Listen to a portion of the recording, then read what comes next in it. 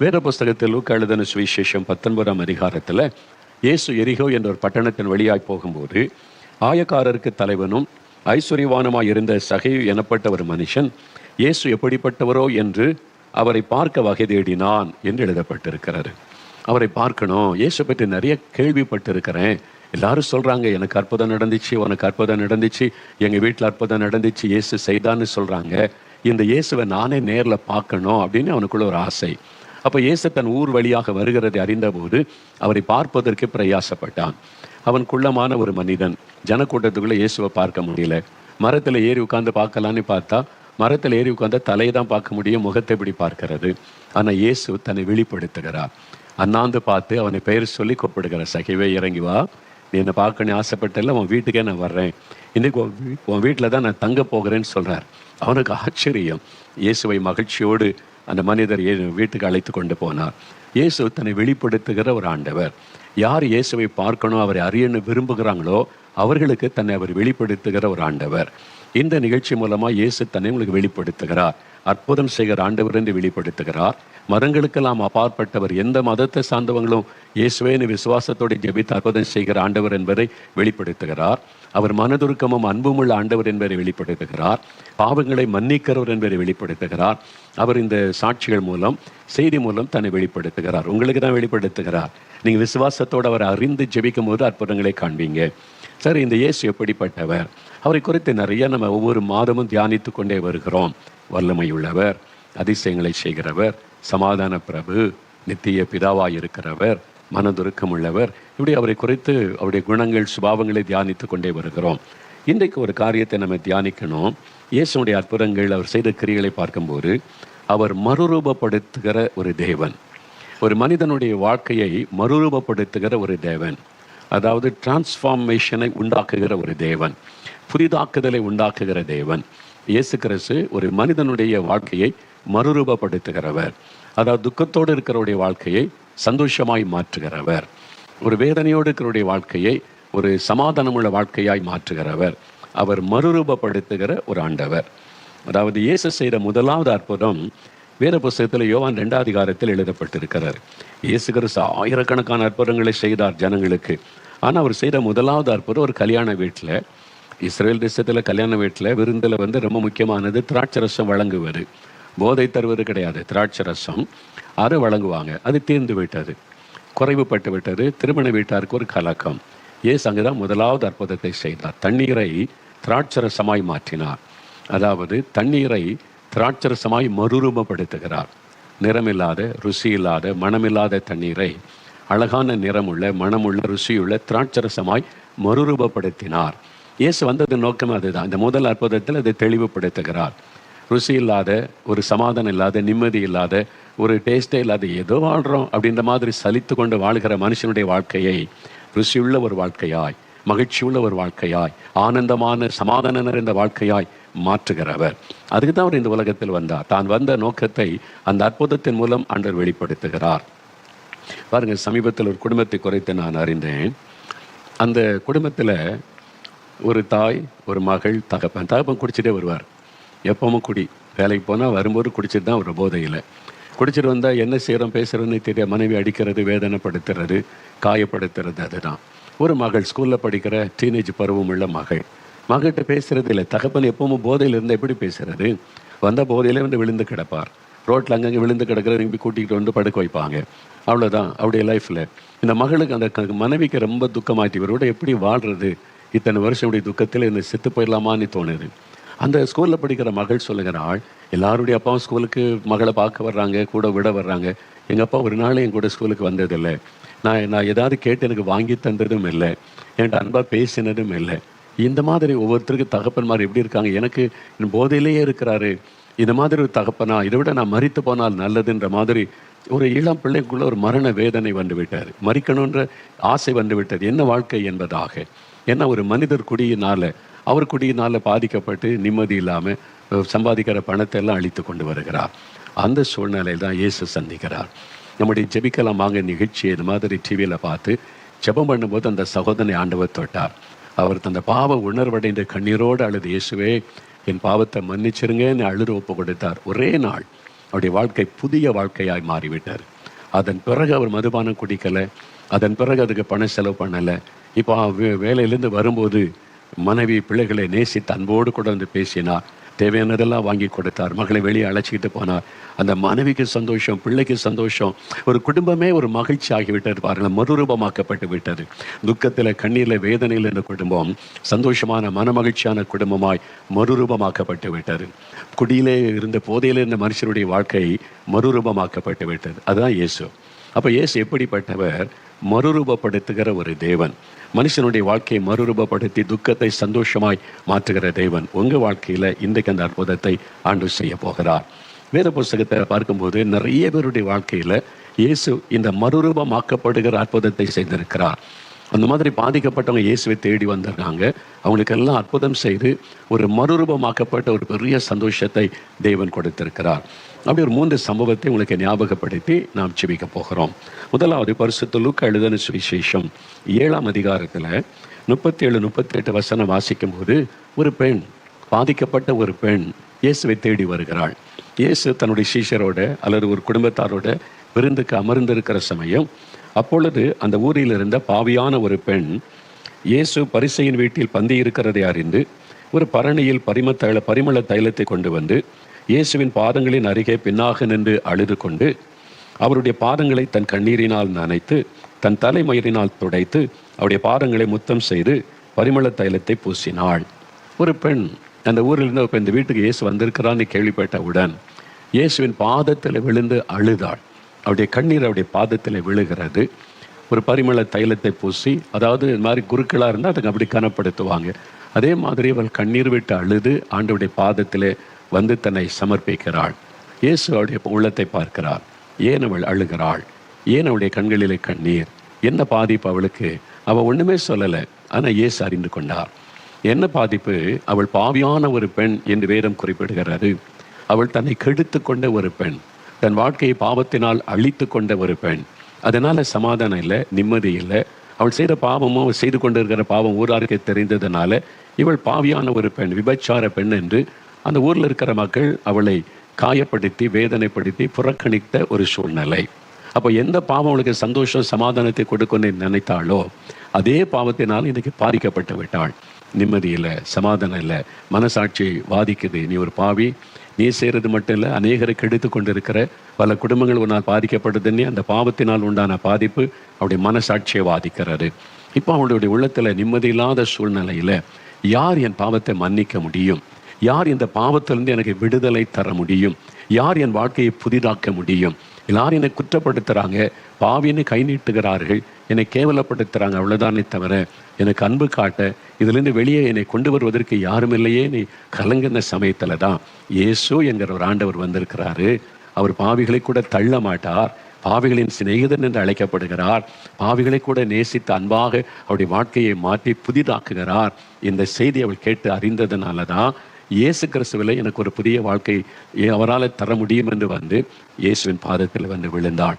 அவள் கண்ணீர் வடிக்க தன்னுடைய பாவத்தை அதன் மூலமாய் அறிக்கையிடுகிறாள். நான் பாவி ஆண்டவரே, என்னை மன்னியும், என்னை மன்னியும், என்னை மன்னியும் என்பதாய் தன் பாவத்தை கண்ணீரினால் அறிக்கை செய்தாள். தன் பாவத்தை மறைக்கிறவன் வாழ்வடைய மாட்டான், அறிக்கை செய்து விட்டு விடுகிறவன் இரக்கம் வருவான். இயேசு உடனே அவளுக்கு இறங்கினார். அவள் உடைந்த உள்ளத்தோட கண்ணீரோட மனம் திரும்புகிறாள் என்பதை அறிந்து இயேசு சொன்னார், உன் பாவங்கள் உனக்கு மன்னிக்கப்பட்டது மகளே, நீ சமாதானத்தோടെ போ. இந்த ஆண்டவர் அவளை ஆசீர்வதித்து அனுப்பினார் என்று இந்த வேத பகுதியிலே பார்க்க முடியும். அவள் எதை எதிர்பார்த்து வந்தாலோ அந்த ஆசீர்வாதத்தை ஆண்டவர் கொடுத்தார். அவளுடைய பாவம் மன்னிக்கப்படணும், சமாதானம் வேணும், அதுதான் அவருடைய எதிர்பார்ப்பு. அந்த ஆசீர்வாதத்தை ஆண்டவர் கொடுத்தார். உன் பாவம் உனக்கு மன்னிக்கப்பட்டு விட்டாரு, சமாதானத்தோടെ போ. இன்றைக்கு ஏதோ ஒரு பாவம் உங்களை பாதித்து கொண்டு இருக்கிறாரு. அது உங்களுடைய மதுபான பழக்கமாக இருக்கலாம், போதை வஸ்துகளாக இருக்கலாம், சூதாடுகிற பழக்கமாக இருக்கலாம், ஏதோ ஒரு தவறான ஃப்ரெண்ட்ஷிப்பாக இருக்கலாம், ஏதோ ஒரு லஞ்சம் வாங்குவது, ஊழல் பண்ணுவது, கலப்படம் பண்ணுவது, பிஸ்னஸ் செய்து கொண்டே ஏமாற்றுவது, ஏதோ ஒரு காரியம் தப்புன்னு தெரியுது, விட முடியல, பாவம்னு தெரியுது, வெளியே வர முடியல, அகப்பட்டு கொண்டேன், அதை விடவும் முடியலை, என்ன தப்புன்னு தெரியவும் செய்கிறது, மனசாட்சி வாதிக்கிறது, சமாதானம் இல்லை. அந்த மாதிரி பாதிப்போடு உட்கார்ந்துருக்கிறீங்களா? இயேசு உங்களை நேசிக்கிறார். அவருடைய கண்கள் உங்களை நோக்கி பார்க்கிறது. ஆண்டவர் சொல்கிறார், நான் உன் பாவத்தை மன்னிக்கிறவரும் பாவத்திலிருந்து விடுதலை தருகிற தேவனமாக இருக்கிறேன் என்று ஆண்டவர் இன்றைக்கு உங்களை பார்த்து சொல்லுகிறார். பாருங்க, இந்த பெண் இயேசுவண்டை வந்து அழுத போது மன்னித்து ஏற்றுக்கொண்டார்ல, மறுரூபப்படுத்தினார்ல. நாங்கள் இயேசுடைய ஊழியம் ஆரம்பிக்கப்பட்ட ஆரம்ப காலம் 78வது வருஷம் ஜெபக்குழுவாக ஆரம்பித்து கூடி கூடி ஜெபம் பண்ணுவோமா, அங்கே ஒரு சகோதரி வருவாங்க. நாங்கள் ஜெபித்த இடத்துக்கு பக்கத்தில் தான் அவங்க வீடு. சோகமாகவே இருப்பாங்க, கண்ணீரோடு இருப்பாங்க. என் கணவருக்காக ஜெபிங்கய்யா அப்படின்னு சொல்லுவாங்க. அவர் கணவர் யாருன்னு பார்த்தா, அவங்க யோவான், பேர் பார்த்தா யோவான் தெரியல, பைபிளுக்கு பரிசுத்தான் பேர். ஆனால் எப்பவும் குடி போதையில் தான் இருப்பார். போதையில் குடிச்சிட்டு வந்தால் கையில் ஒரு அருவா இருக்கும். நான் பார்த்துருக்குறது சார், ரோட்டில் அப்படியே நடந்து வந்தால் அப்படி அருவாளோட தான் வருவார். இப்படியே லாந்துக்கிட்டே வருவார். சுய நினைவே இருக்காதா, எல்லாம் பயந்து அங்கங்கே நெருக்கல் இருக்கலாம், வீட்டில் ஓடி போய் கருவை மூடிக்கொள்வாங்க. அவர் வீட்டுக்கு வந்தால் அவருடைய தாயார், சொந்த தாய், மகனுக்கு பயந்து அடுத்த வீட்டில் போய் இருந்துருவாங்க.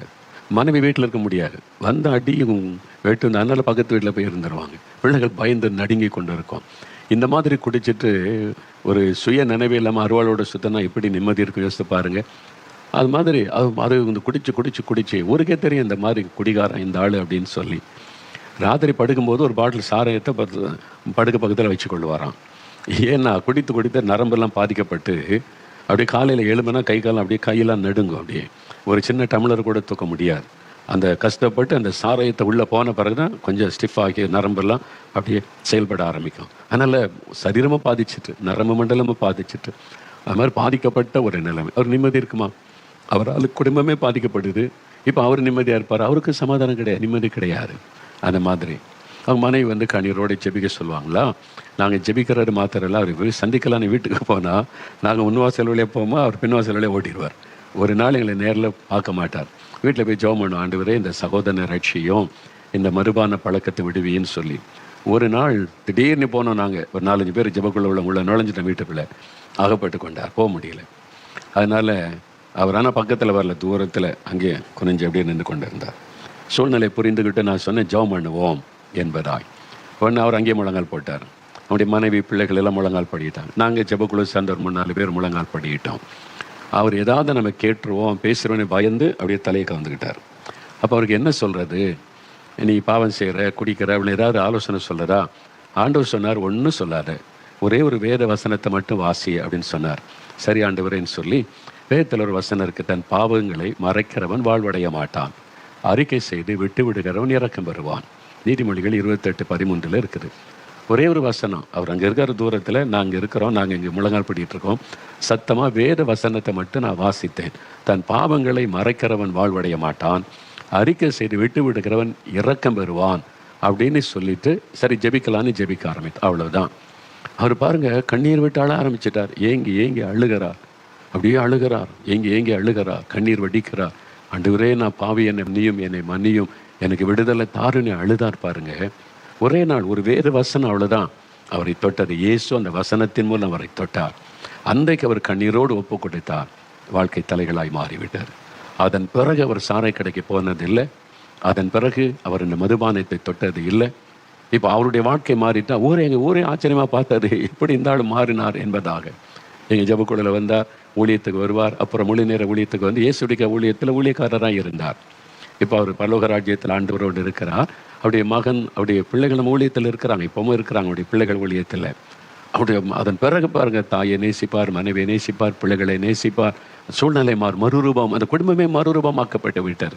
இதுதான் இயேசு செய்கிறார். ஒரு மனிதனுடைய வாழ்க்கையை மறுரூபப்படுத்துகிறவர், அதனால் ஒரு குடும்பமே மறுரூபமாகி மகிழும்படி செய்கிறவர்.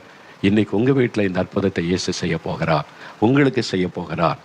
அவர் உங்களுக்கு விடுதலை தருவார். இயேசுவே, என் வாழ்க்கையை நீங்கள் மறுரூபமாக்கணும், என்னால் இந்த பாவத்தை விட முடியல, என்னை மன்னித்து விடுதலை வேணும்னு உண்மையாக நீங்கள் ஜெபித்தா உங்களுடைய வாழ்க்கை இன்றைக்கு மறுரூபமாகும். அதுக்கு தான் ஆண்டவர் உங்களோடு பேசுகிறார். 2வது ஒரு சம்பவம் பாருங்கள். பரிசுத்த மார்க் எழுதின சுவிசேஷம் 1ஆம் அதிகாரத்தில் 40 42 வசனங்களை நான் வாசிக்கிறேன் பாருங்களேன். வேற புஸ்தகத்தில் மார்க் 1ஆம் அதிகாரம் 40 42. அப்பொழுது குஷ்டரோகி ஒருவன் இயேசுவனிடத்தில் வந்து அவர் முன்பாக முழங்கால் படியிட்டு, உமக்கு சித்தமானால் என்னை சுத்தமாக்க உமாலாகும் என்று வேண்டிக் கொண்டான். இயேசு மனதுருகி கையை நீட்டி அவனை தொட்டு, எனக்கு சித்தம் உண்டு, சுத்தமாகு என்றார். இப்படி அவர் சொன்ன உடனே குஷ்டரோகம் அவனை விட்டு நீங்கிற்று, அவன் சுத்தம் ஆனான் என்று எழுதப்பட்டிருக்கிறது. பாருங்க, வியாதிப்பட்ட ஒரு மனிதன், தொழுநோயினால் பாதிக்கப்பட்ட மனிதன் இயேசு நோக்கி கூப்பிடுகிறான். இயேசுவண்டை வந்திருக்கிறான். இவனுடைய வாழ்க்கையில் நீங்கள் பாருங்கள், அதாவது இந்த தொழுநோயினால் பாதிக்கப்பட்டவங்க வியாதி அதிகமாயிட்டா, மருத்துவம் செய்யாட்டா அவனுடைய சரீர உறுப்புகளை அந்த கிருமி அப்படியே அழிச்சிடும். அந்த மாதிரி உள்ளவங்க பாருங்கள், விரல் இருக்காது, மூக்கு இருக்காது, காது இருக்காது, அந்த நோய் அரிச்சிடும்.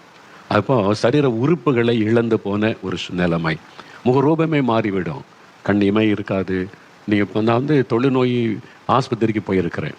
எங்கள் ஊர் பக்கத்தில் தொழுநோய் மருத்துவமனை இருக்கிறது. அங்குள்ள அந்த மக்களுக்கு நாங்கள் வருஷந்தோறும் கிறிஸ்மஸ் டைமில் புது உடை கொடுத்து விருந்தெல்லாம் கொடுப்போம். அதுக்கு நான் இந்த காலத்தில் போயிருக்கிறேங்கெல்லாம் சில தொழுநோய் மருத்துவமனைக்கு போயிருக்கிறேன். நான் சிலர் பார்க்கும்போது இந்த விரல் ஒன்றுமே இருக்காது, 5 விரலுமே இருக்காது. இந்த விரல்லாம் அந்த நோய் நிமித்தம் எல்லாம் போயிடும்.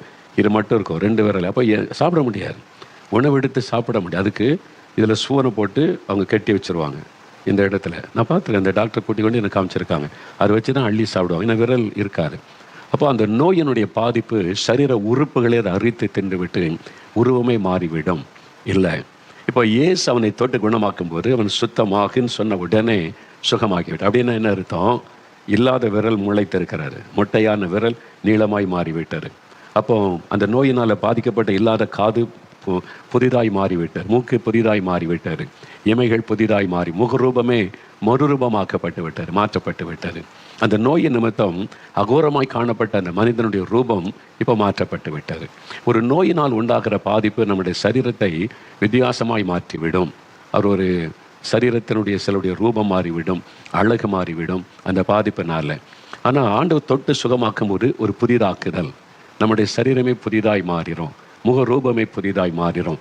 நீங்கள் பாதிக்கப்பட்டிருக்கிறீங்க சர்ம வியாதியினால, குஷ்டரோக வியாதியா, தோல் வியாதியினால, அல்லது கேன்சர் வியாதியினால, ஆஸ்துமா வியாதியினால, ஆத்ரைட்டிஸ். பார்த்தீங்களா, ஆத்ரைட்டிஸ் இந்த வியாதி மத்தேயு 9ஆம் அதிகாரத்தில் முதல் 5 வசனம் வாசித்தா திமிர்வாதக்காரனாக இருந்த ஒரு மனிதனை இயேசுவண்ட கொண்டு வர்றாங்க. திமிர்வாதக்காரன் அப்படின்னா முடக்குவாதம், அப்படியே அந்த திமிர்வாதம் அவனை முடக்கி வச்சிடும், கை காலம் மடங்கிரும், நீட்ட முடியாது, படுக்கையில் காலை நீட்டி படுக்க முடியாது, சுருண்டு இருப்பான், அப்படி கட்டி தான் கொண்டு வருவாங்க. அது மாதிரி தான் இயேசுவண்டை கொண்டு வந்தாங்க. இயேசு அவனை குணமாக்குகிறார். எழுந்து படுக்கைட்டு நடனா எலும்பு எல்லாம் சரியாகுது, கையெல்லாம் சரியாகுது, கால் சரியாகுது, புதிய ஒரு ரூபமாய் அவன் மாற்றப்படுகிறான்.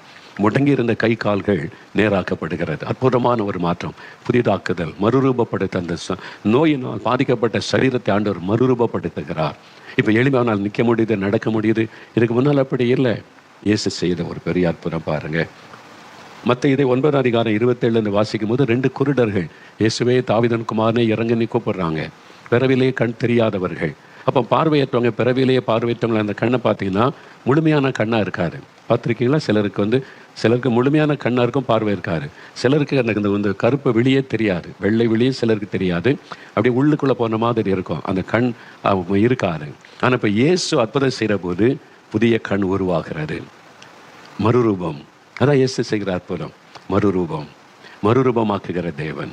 ஒரு தாயார் பாருங்க, 40 வருஷத்துக்கு மேலே முடக்குவாதம், கொஞ்சம் கொஞ்சமாக வியாதி தாக்கி விரல் இப்படி மடங்கி தான் இருக்கும், இப்படி இருக்கும்.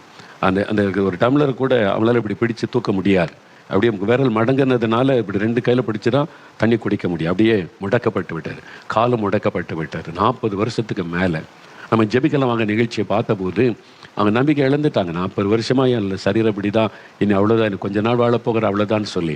ஆனால் இந்த நிகழ்ச்சியை பார்த்து சாட்சிகளை கேட்டபோது ஒரு விசுவாசம், இயேசு அற்புதம் செய்வார், விடுதலை தருவார் என்கிற ஒரு பெரிய விசுவாசம் அவர்களுக்குள்ளே வந்து விட்டது.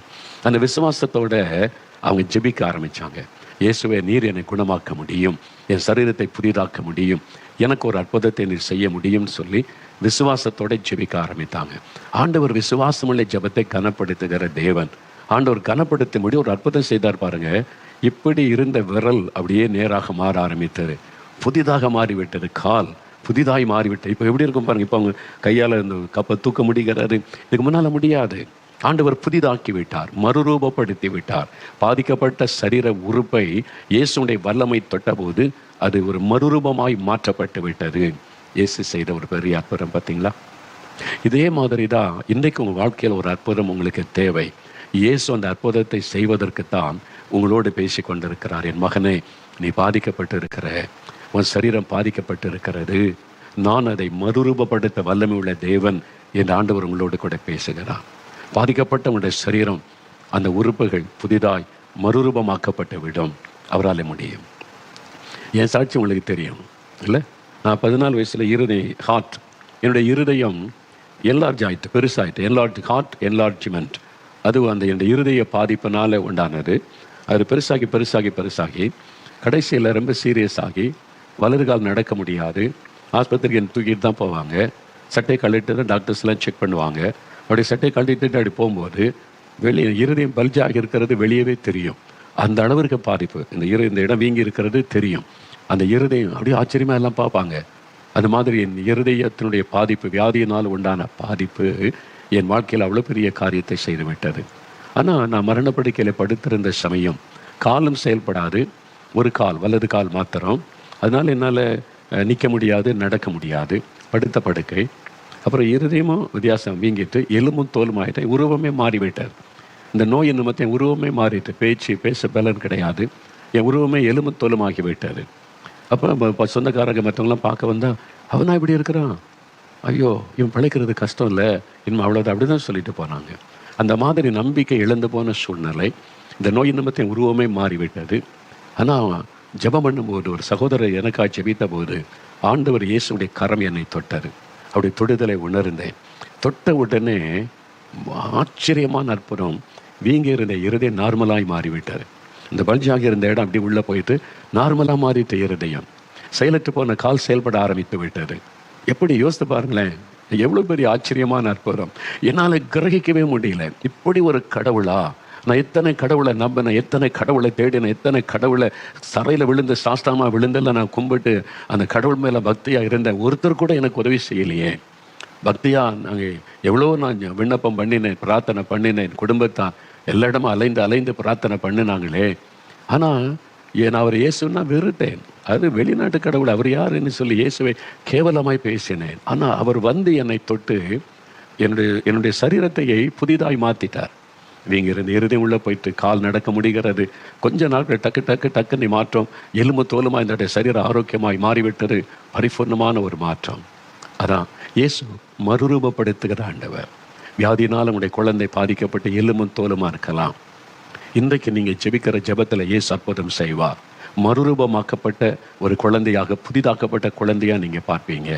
அந்த நோய் விலகும், பலவீனங்கள் மாறும், சுகம் உண்டாகும். சில வியாதி வந்துட்டா பாருங்களேன், உங்களுடைய ரூபமே மாறிடும். பார்த்துருக்கீங்களா? சிலரை திடீர்னு பார்த்தா என்னாச்சு ஒரு ரூபமே இப்படி இருக்கு, வியாதி, ஆஸ்துமா, கேன்சர், இந்த மாதிரி ஒரு வியாதி வந்துட்டு, வாத வியாதி, முடக்குவாதம், சரீரமே போயிட்டு ரூபமே மாறிடும். ஆனால் இயேசு கிறிஸ்து தொடும் பொழுது புதிதாக்கப்பட்ட ஒரு சரீரமாய் மாற்றப்படும். மறுரூபமாக்கப்பட்ட சரீரமாய் ஆண்டவர் மாற்றுகிற தேவன் உங்களுக்கு செய்வார். இன்றைக்கு ஆண்டவர் செய்வார். இன்றைக்கு இன்னும் கொஞ்ச நேரத்தில் நாம் பிரார்த்தனை செய்ய போகிறோம் விசுவாசத்தோட. ஒருவேளை உங்களுடைய குழந்தை, உங்களுடைய கணவர், உங்களுடைய மனைவி, அல்லது உங்கள் வீட்டில் இருக்கிற உங்களுக்கு பிரியமான யாரோ ஒருவர் அப்படி பாதிக்கப்பட்ட நிலைமையில் படுக்கையில் வைத்து கொண்டு கலங்கி கொண்டு இருக்கிறீங்களா? இன்றைக்கு இயேசு செய்ய போகிற அற்புதம் மறுரூபம் படுத்துகிற ஒரு அற்புதம். அவன் வாழ்க்கை மறுரூபமாக்கிவிடும். நோய் இல்லாத சமயத்தில் உங்களுடைய சரீரம் எப்படி இருந்ததோ அப்படி ஆண்டவர் மறுரூபமாக்கி விடுவார். விசுவாசிங்க, விசுவாசிங்க, இன்றைக்கு விசுவாசிங்க. உங்களுடைய வாழ்க்கையில் ஒரு அற்புதம் நடக்கும். இயேசு மறுரூபப்படுத்துகிற ஆண்டவர். மூன்றாவது ஒரு அற்புதம் பாருங்க. பரிசுத்த மார்க் எழுதின சுவிசேஷம் 5ஆம் அதிகாரம். பரிசுத்த மார்க் எழுதின சுவிசேஷம் 5ஆம் அதிகாரம் 1 முதல் நீங்கள் வாசித்து பார்த்தால், இயேசு கதரேனருடைய நாட்டுக்கு வருகிறார். அப்படி ஒரு இடம் இருக்குது, கலிலேய கடல். எப்போவும் நீங்கள் பார்க்க முடியும், கலிலேய கடலில் ஒரு பகுதியில் இந்த கதரேனருடைய நாடு அப்படின்னு ஒரு இடம் இருக்கிறார். அங்கே வந்து ஒரு அசுத்த ஆவி உள்ள ஒரு மனிதன் கல்லறை தோட்டத்திலே வசித்து கொண்டிருந்தான். கல்லறை தோட்டத்தில் யாராவது வசிப்பாங்களா? அந்த வெளியே போறதுக்கே பயப்படுவாங்க. ஆனால் இவனுடைய குடியிருப்பே கல்லறை தோட்டம் தான். மனிதர்களை, செத்தவங்களை புதைக்கிறாங்கல்ல, அங்கே தான் இந்த மனிதன் இருப்பான். இவன் அசுத்த ஆவியினால் பாதிக்கப்பட்டவன். லேகியோன் என்று அழைக்கப்படுகிறதை பார்க்கிறோம். லேகியோன் என்றால் 6000 குறிக்குமா. ரோமருடைய படையில் 6000 பேர் உள்ள ஒரு படைக்கு பேர் லேகியோன் என்று பெயர் அப்படின்னு சொல்கிறாங்க. அப்போ இந்த மனிதன் மேலே ஆயிரக்கணக்கான அசுத்த ஆவிகள் அவனை ஆட்கொண்டு விட்டது. ஒரு பிசாசை பிடிச்சாலே பெரிய பாடு. 6000 பிசாசு ஒரு ஆளுக்குள்ள வந்தால் எப்படி இருக்கும்? ஒரே ஆளுக்குள்ள பல ஆவி இருக்குமா? இருக்கும். அது மாதிரி இருக்கிறது. அதனால தான் சொல்லி எழுதியிருக்கிறது. இப்பவும் அப்படி ஆட்களை பார்க்க முடிகிறாரு.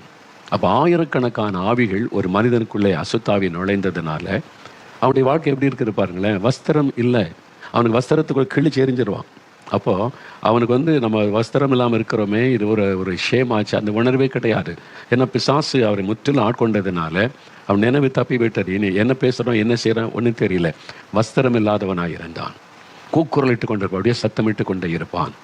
தன்னுடைய கையில் என்ன கிடைக்கிற கல்லை எடுத்து தான் சரீரத்தை தானே கீறிக்கொள்ளும். அப்படி அதனால் ரத்தம் வடிய காயப்பட்டு இவன் அடக்கம். அந்த வழியை யாரும் போக முடியாது, எல்லாம் பயம், அடிச்சிருவான். அந்த மாதிரி செய்கிறதுனால இவனை கட்டி வைக்கணும். சங்கிலிகளை மாட்டினாங்க, கையில் சங்கிலிகளை மாட்டினாங்க. அது உடைச்சி எறிஞ்சிட்டான். வேறு வசனத்தில் சங்கிலிகளை முறித்து விலங்குகளை தகர்த்து போடுவான்.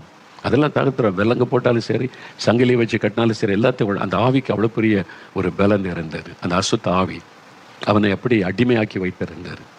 அப்போ யோசித்து பாருங்கள், வஸ்திரம் தரிக்கலை, தலைவிரி கோலத்தோட அவன் எண்ணெய் தேய்க்கலை, குளிக்கலை.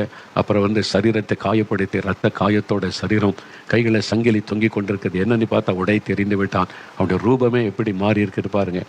சில சொல்ல என்ன பிசாசு மாதிரி இருக்கிறான் அப்படி சொல்லுவாங்க, பார்த்துருக்கீங்களா? அப்போ 6000 பிசாசு பிடித்த ஒரு மனிதன் எப்படி இருந்திருப்பான்னு யோசித்து பாருங்கள். அப்படி ஒரு பாதிப்பு. இப்போ இயேசு அவனை சந்திக்க போகிறார். இயேசு அவனை சந்திக்கிறார். தூரத்தில் இயேசு பார்த்த உடனே அந்த அசுத்தாவி கத்துகிறது, என்ன சிறைனாக இயேசுவே. அந்த பிசாசுக்கு தெரியும் இயேசுன்னா யாருன்னு தெரியும்.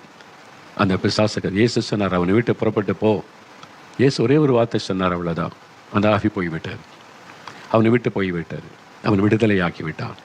இப்போ பாருங்க, 15வது வசனம் சொல்லுகிறாரு, இயேசுவனிடத்தில் மற்றவங்களாம் பார்க்கும்போது அந்த லேகியோன் ஆகிய பிசாசு பிடித்திருந்தவன் வஸ்திரம் தரித்து உட்கார்ந்து புத்தி தெளிந்திருக்கிறதை கண்டு பயந்தார்கள். இல்லை, பிசாசு பிடிச்சிருக்கும் போதும் பயப்படுறாங்க, புத்தி தெளிஞ்ச நல்லவனாக இருக்கும் போதும் பயப்படுறாங்க. மக்களும் என்னதான் சொல்றது பாருங்க. அவன் பிசாசு பிடிச்சி சங்கிலிகளாம் உடைச்சிருவான், கீறிக்கொள்வான், சத்தமிடுவான், அப்போ பயமாக இருக்கும். இப்போ நல்ல வஸ்திரம் தரித்து அமைதியாக சாந்தமாக உட்கார்ந்துருக்கிறான். மக்கள் அவனை பார்த்து பயந்தாங்களாம். என்னடா அது, இப்படி இருந்தால் இப்படி மாறிட்டான், என்ன இப்போ வஸ்திரம் தரிச்சிருக்கிறான், சாந்தமாக இருக்கிறான், அமைதியாக இருக்கிறான், எப்படி என்ன மாற்றம் அவனுக்குள்ள எப்படி வந்தது? இயேசு இயேசு இயேசு என்கிற அற்புதமான ஆண்டவர், மறுரூபப்படுத்துகிற ஆண்டவர். பார்த்தீங்களா, அவன் புத்தி தெளிந்திருக்கிறத கண்டு எப்படி அது குறித்த ஒரு பயம் அவங்களுக்கு. இயேசு என்கிற ஆண்டவர் தான் இவனுடைய வாழ்க்கையை மறுரூபப்படுத்தி இருக்கிறார். அவனுக்கு வஸ்திரம் கொடுத்து அவன் உட்கார வச்சிருக்கிறாரு. எல்லாரும் அவனுக்கிட்ட பயப்படுவாங்க. இப்போ யாரும் அவனுக்கிட்ட பயப்பட தேவையில்லை, யாரையும் அட்டாக் பண்ண மாட்டான். பெரிய மாற்றம் பார்த்தீங்களா? இயேசு கிறிஸ்து அவனுடைய வாழ்க்கையில் ஒரு பெரிய அற்புதமான மாற்றத்தை உண்டாக்கினார். எனக்கு அன்பானவர்களே, ஒரு மறுரூபமாக்கப்பட்ட ஒரு அனுபவத்தை தருகிறவர் இயேசு. இன்றைக்கி உங்கள் வாழ்க்கையில் அந்த மாதிரி பாதிப்பு, கஷ்டம், அப்படிப்பட்ட ஒரு நெருக்கத்தில் நீங்கள் இருக்கிறீங்களா? யோசித்து பாருங்கள். ஆண்டவர் உங்களுக்கு பாருங்கள், நான் சொன்னல, ஒரு 42 வருஷம் மனநிலை பாதிக்கப்பட்ட மனைவி, 10 வருடம் மனநிலை பாதிக்கப்பட்ட மகள். எப்படி மனநிலை பாதிப்பு, அவங்க செய்கிறது என்னதுன்னு தெரியல, பேசுகிறது என்னதுன்னு தெரியல. அது மாதிரி ஒரு சூழ்நிலை தானே ஆண்டவர் விடுதலை கொடுத்து இன்றைக்கி 2 பேரும் எவ்வளோ சந்தோஷமாக பேசுகிறாங்கல்ல. அந்த கணவருக்கு எவ்வளோ பெரிய சந்தோஷம் இல்லை. 42 வருஷ பிரச்சனை, எத்தனையோ வருடமாக உங்கள் குடும்பத்துக்குள்ள இந்த பொருளாதார ஆவி போராடுது, பிசாசின் ஆவி போராடுது. என்னென்னோ செய்து பார்த்துட்டீங்க, பணம் செலவு பண்ணீங்க, மந்திரவாதெல்லாம் பண்ணி பார்த்தீங்க, ஒன்றும் இல்லை. இப்போ இயேசு உங்களை தேடி வந்திருக்கிறார். இயேசு விடுதலை கொடுத்தா இலவசமான விடுதலை தான், அவ்வளோதான். அவர் அற்புதம் செய்தால் அவ்வளோதான் விடுதலை, இலவசமான விடுதலையை ஆண்டவர் தந்துடுவார். பாருங்க, நான் ஒரு சமயம் குஜராத்துக்கு ஊழியத்துக்கு போயிருந்தேன். குஜராத்தில் அங்கே இருக்கிற அந்த ஊழியம் செய்கிறவங்களுக்கு ஒரு மீட்டிங் ஒரு கிராமத்தில் உள்ள ஒரு சர்ச்சில் வச்சுருந்தாங்க. அப்போது ஒரு தகப்பனையும் வாலிப மகனையும் எனக்கு அங்கே உள்ளவங்க அறிமுகப்படுத்தினாங்க. ரொம்ப ஆச்சரியமான காரியம் என்னன்னா, அந்த ஊரில் ஒரு கிராமம், சின்ன கிராமம் தான் அது. அந்த கிராமத்தில் எல்லாருக்கும் நிலங்கள் இருக்கிறது, விவசாயம் பண்ணுறாங்க, குறையில்லை, வசதியான வாழ்க்கை. அந்த ஒரு பெற்றோருக்கு ஒரு மகன், வாலிப பையன், அவனை ஒரு அசுத்தாவி தாக்கிவிட்டார். மனநிலை பாதிக்கப்பட்டவன் ஆக்கிவிட்டான். தன்னால் பேசுவான், தன்னால் சிரிப்பான், தானாக நடந்து போவான், வருவான், குளிக்க மாட்டான், தலை வார மாட்டான், கண்ணாடி பார்க்க மாட்டான். ஏன்னா மனநிலை பாதிக்கப்பட்ட நிலைமை. அதில் இன்னொரு பயங்கரமான விஷயம் என்னென்னா, அந்த கிராமத்துக்கு ஒட்டினாப்பில் தூரத்தில் ஒரு காட்டு பகுதி இருக்கிறார். பகலில் கூட தனியாக யாரும் அந்த காட்டுக்கு போக மாட்டாங்க, தனியாக போக மாட்டாங்க. ராத்திரி அந்த பக்கமே யாரும் போக மாட்டாங்க, பயங்கரமான ஒரு காடு. ஆனால் இந்த வாலிபன், அசுத்தாவினால் பாதிக்கப்பட்ட வாலிபன், ராத்திரி வந்துட்டால் இருட்ட ஆரம்பித்த உடனே அந்த காட்டுக்குள்ளே போயிடுவான். யாரும் பிடிக்க முடியாது, அடக்க முடியாது. தகப்பனார் தாய்க்கு தானே ரொம்ப துக்கம். பையன் தினந்தோறும் போயிடுவான். போயிட்டு அவன் அங்கே என்ன நடக்குதோ, என்ன ஆகுறானோ, அவன் உயிரோடு வருவானா வரமாட்டான்னு காலையில் விடிந்த பிறகு வருவான். இது மாதிரி பல நாட்கள் நடந்து கொண்டு இருந்தது. ஒன்றும் செய்ய முடியல. அந்த அசுத்த ஆவி அவனை இந்த காட்டுக்குள்ளே இழுத்து கொண்டு போயிடும். தானாக பேசிக்கொண்டு நடப்பான். ஒரு பையன் மகன் அவனுடைய விடுதலைக்காக பெற்றோர் எவ்வளோ முயற்சி பண்ணியிருப்பாங்க. எத்தனையோ இடம் மந்திரவாதிகள் தான். அங்கே கிராமத்துக்கு கிராமம் மந்திரவாதி இருப்பாங்க. வியாதிப்பட்டால் கூட மந்திரவாதிகிட்ட தான் போவாங்க. அப்போ இந்த மகனை அழைச்சிட்டு போனாங்க. பணம்லாம் செலவு பண்ணி என்னென்னோ மந்திரவாதெல்லாம் பண்ணி எல்லாம் சேர்ந்து தாயத்தெல்லாம் கட்டி பார்த்தாங்க. ஒன்றும் கட்டுப்படவில்லை. அவ்வளோதான். ஒன்றும் செய்ய முடியும். அவன் விதி. அப்படி விதி கடைசியில் அப்படி தானே சொல்லுவாங்க. ஒன்று செய்ய முடியலன்னா விதி, அதை யாரும் மாற்ற முடியாது, அதனால் அது நடந்தான் தீர்னு விட்டுருவாங்க. அது மாதிரி ஆயிட்டான். அந்த ஊரில் ஒரு சர்ச்சு, கர்த்தருடைய பிள்ளைகள் ஞாயிற்றுக்கிழமை தோறும் ஆராதனை பண்ணுவாங்க. அந்த சர்ச்சு கர்த்தருடைய பிள்ளைகள் நல்லா வொர்ஷிப் பண்ணி ஜெபெல்லாம் செய்யக்கூடியவங்க. ஒரு நாள் இந்த மனநிலை பாதிக்கப்பட்ட இந்த வாலிபன் ஆராதனை நடக்குது ஞாயிற்றுக்கிழமையில். அந்த பக்கமாக வந்தவன் ஆலயத்துக்குள்ளே எட்டி பார்த்தான். அங்கே ஊழியக்காரர் பாட்டு நடத்துகிறார், ஜனங்கள்லாம் உட்காந்துருக்குறாங்க. உள்ளே போல வெளியிலேருந்து அப்படி எட்டி பார்த்துக்கிட்டே இருந்தான். உடனே அந்த பின்வரிசையில் இருந்த ஒரு சகோதரர் இயேசு விசுவாசிக்கிறவர் சொன்னார், உள்ளவான்னு கூப்பிட்டார். இவன் தலைவரி கோலத்தோட அழுக்கான தலையோடு இருக்கிறான். வந்து அறையில் ஒரு வஸ்திரம் கட்டியிருக்கான், அவ்வளோதான். மேலே வஸ்திரம்லாம் இல்லை, அறையில் கட்டியிருக்கிறான். உள்ளவான்னு கூப்பிட்டார். அவன் உடனே உள்ளே வந்துட்டான். அதில் உட்காரு கை காமிச்சோன்னே உட்காந்துட்டான். அப்படியே உட்கார்ந்தவன் ஆராதனை முடியும் வரைக்கும் அங்கேயே இருந்துட்டான், எழும்பலை. ஆராதனை முடியும் வரைக்கும் அதிலே உட்காந்து அப்படியே பார்த்து கொண்டே இருந்தான். அங்கே பாட்டு பாடுறாங்க, ஜெபிக்கிறாங்க, வசனத்தை பிரசங்கம் பண்ணி கடைசி ஆசீர்வாத ஜெபம் முடியுது. அது வரைக்கும் அவங்கள உட்காந்துருக்கிறான். ரொம்ப விதர்ப்பம் ஆச்சரியமாக இருக்கிறது. அவங்கள உட்காந்துருந்தார். ஆராதனை முடிந்த உடனே நேராக வீட்டுக்கு போனான். குளித்தான், தலைவாரினா, எண்ணெய் பூசினா, தலைவாரினா, ட்ரெஸ் எடுத்து போட்டான். அவன் வெளியில் வந்த அந்த சர்ச்சிலுக்கு ஊழியரை பார்க்க அப்படியே தாய் தப்பம் பார்க்குறாங்க. இது செய்கிறதெல்லாம் எப்படி மாறிட்டான். திடீர்னு வந்தான், குளித்தான், புறப்பட்டான், ட்ரெஸ் எல்லாம் போடுறான். இப்போ வந்து கண்ணாடிலாம் பார்த்து தலையெல்லாம் செய்வறான், மாறிட்டான். எப்படி அப்படின்னா நேர சர்ச்சுக்கு வந்துட்டான். அப்போ தான் அந்த தாப்பனார் ஓடி வந்து பார்த்தபோது அப்போ தான் அறிந்து கொண்டார், இயேசுவின் பிரசன்னத்தில் அவன் வந்தான், பிசாசு போய்விட்டார். தேவனுடைய பிரசன்னத்துக்களை வந்துட்டாலே பிசாசால் இருக்க முடியாது. உடனே விடுதலை பாருங்களேன், போயிட்டு அந்த அசுத்தாவி போய்விட்டார். அதன் பிறகு அவனுடைய லைஃபை காட்டுக்குள்ளே போக மாட்டான். இப்போ நார்மல் மனிதனாய் மாறிவிட்டான். அவனை தாக்கியிருந்த பாதித்திருந்த பிசாசு அதனுடைய கிரியை முற்றிலும் அழிக்கப்பட்டு அவனுக்கு நல்ல விடுதலை உண்டாகிவிட்டது. ஏதான் இயேசு கிறிஸ்து செய்கிற அற்புதம். 2000 ஆண்டுகளுக்கு முன்பாக அற்புதம் செய்த இயேசு இன்றைக்கும் செய்கிறார் பாருங்க. அந்த தகப்பனாரின் மகனை நான் பார்த்தேன், எனக்கு அறிமுகப்படுத்தினாங்க. அந்த தகப்பனார் இப்போ இயேசு மேலே ரொம்ப விசுவாசம் வைத்து இயேசுவை பற்றி கொண்டார். அந்த மகன் பாருங்கள் அவ்வளோ சந்தோஷமாக அந்த மக்களுக்கெல்லாம் ஊழியர்களுக்கு உதவி செய்து கொண்டு இருந்தான். இயேசு எவ்வளோ அற்புதமானவர் பார்த்தீங்களா. மறுரூபப்படுத்துகிற ஒரு ஆண்டவர். இன்றைக்கு உங்கள் வாழ்க்கையில் எந்த பகுதி மறுரூபப்படுத்தப்படணும், அந்த பகுதியில் இயேசு கட்டாய அற்புதம் செய்வார்.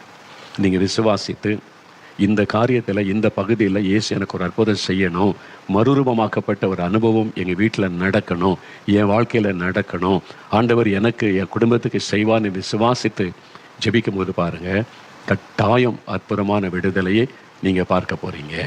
அப்போ இந்த மாதிரி ஒரு விடுதலை நமக்கு தருவதற்காகத்தான் இயேசு கிறிஸ்து சிலுவையிலே மரிக்க தன்னை ஒப்பு கொடுத்தார். வேத புஸ்தகத்தில் நம்ம வாசிக்கிறோம்ல, அவர் வார சிலுவை சுமந்து கொண்டு கொல்கதா மேட்டிற்கு போனார். அங்கே அவரை சிலுவையிலே கிடத்தி கைகளில் ஆணி அடித்தார்கள், கால்களில் ஆணி அடித்தார்கள். அவருடைய ரத்தம் சிந்தப்பட்டது. சிலுவையில் அவர் தொங்க வைக்கப்பட்ட ஒரு கைகள் கால்களில் இருந்து ரத்தம் அடிந்து கொண்டே இருந்தது. ரத்தம் வடிய வடிய வடிய சரீரம் பலவீனப்பட்டு அப்புறம் இருதயம் செயல்படாமல் மூச்சு நின்று அப்படியே உயிர் போய்விடும். ஒரு ஆரோக்கியமான மனிதனுக்கு 11 மணி நேரம் அந்த சிலுவையில் தொங்கி அவன் மரிப்பானான். ஆனால் இயேசு கிறிஸ்து வெறும் 6 மணி நேரம்தான் அந்த சிலுவையில் தொங்கினார். அவர் திடகாத்திரமுள்ள நல்ல வாலிப ஒரு சரீரம் கொண்டவர், 33 வயது தான். ஆனால் அவங்களுக்கு ஆச்சரியம், இவ்வளோ சீக்கிரத்தில் ஒரு இறந்துட்டாரா அப்படின்னு ஆச்சரியப்பட்டு தான் விழாவில் குத்தி பார்க்குறாங்க.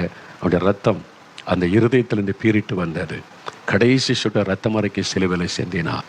ஏன் கடவுள் மனிதனாய் வந்து ரத்தம் சிந்தனும்? ரத்தம் சிந்துதல் இல்லாமல் பாவ மன்னிப்பு உண்டாகாது. இரத்த பழி மாறணும், பாவ பழிகள் நீங்கணும், இருதயம் சுத்திகரிக்கப்படணுமானா ஒரு பரிசுத்தமுள்ள ரத்தம் விலைக்கரைமாய் சிந்தப்படணும்.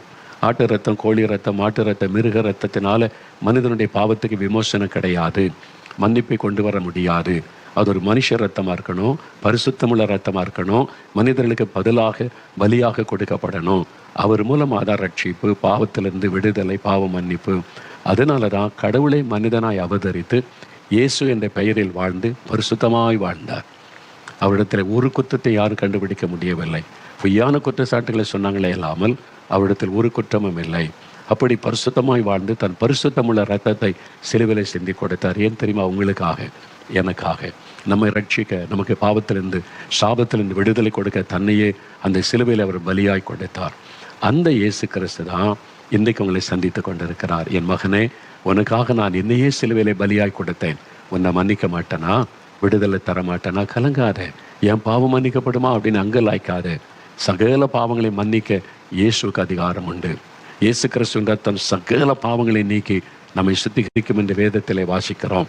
அதனால் அவருடைய ரத்தத்தின் வல்லமை உங்களுக்குள்ள இறங்கினா சகல காரியத்திலும் ஒரு விடுதலை மாற்றத்தை நீங்கள் காண்பீங்க. இன்றைக்கு இப்போ அது நிமித்தம் உங்களுக்கு அற்புதம் நடக்க போகிறது. உங்களுடைய நோய்களை கூட சுமந்து விட்டார் என்று வேதத்திலே பார்க்கிறோம். பாடுகள் துக்கங்களை கூட சிலுவையில் சுமந்து விட்டார் என்று வேதத்திலே பார்க்கிறோம். நமக்காக சிலுவையில் சாபமானார். அப்போ நம்முடைய பாவம், சாபம், வியாதி, வேதனை, கஷ்டம், கண்ணீர் எல்லாவற்றையும் சிலுவையிலே அவர் சுமந்து முடித்து விட்டார். அதனால் அவரால் தான் நம்மை மறுரூபப்படுத்த முடியும். அவரால் தான் நம்முடைய வாழ்க்கையை மாற்றி அமைக்க முடியும். ஒரு புதிய வாழ்க்கை தர முடியும். அவரால் தான் நிம்மதி, சமாதானம், தெய்வீக சமாதானத்தை நமக்குள்ளே தர முடியும். அந்த இயேசு உங்கள் பக்கத்தில் வந்திருக்கிறார். என்ன சொல்ல போகிறீங்க? ஆண்டவரே, இந்த இயேசு அவர் கொடுக்கிற ரட்சிப்பு, மன்னிப்பு எனக்கு வேணும், என் உள்ளத்தில் நீங்கள் வரணும் அப்படின்னு அவரை ஏற்றுக்கொள்ள உங்களை அர்ப்பணித்து கொண்டா உங்களுடைய வாழ்க்கையில் ஆச்சரியமான மாற்றத்தை இன்றைக்கு பார்ப்பீங்க.